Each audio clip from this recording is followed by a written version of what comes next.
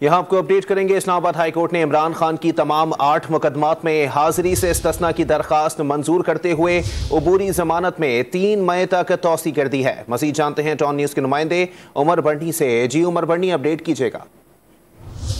जी बिल्कुल, साबिक वजीर आजम इमरान खान की इस्लामाबाद हाई कोर्ट ने तमाम 8 मुकदमात में हाजिरी से इस्तिस्ना की दरख्वास्त आज मंजूर कर ली है और उनकी अबूरी जमानत में 3 मई तक तौसी के अहकामात जो है वो जारी किए गए हैं। तहम अदालत की जानिब से इमरान खान को आइंदा समाअत पर पेशी यकीनी बनाने का जो है वो हुक्म दिया गया है और चीफ जस्टिस आमिर फारूक की जानिब से रिमार्क्स दिए गए हैं कि इमरान खान 3 मई को पेश ना हुए तो अबूरी जमानत मनसूख कर दी जाएगी। आज इस्लामाबाद हाई कोर्ट के चीफ जस्टिस आमिर फारूक और जस्टिस मियां हसन औरंगजेब पर मुश्तमिल डिवीजन बेंच ने इमरान खान की 8 मुकदमात में जमानत की दरख्वास्त पर समाअत की।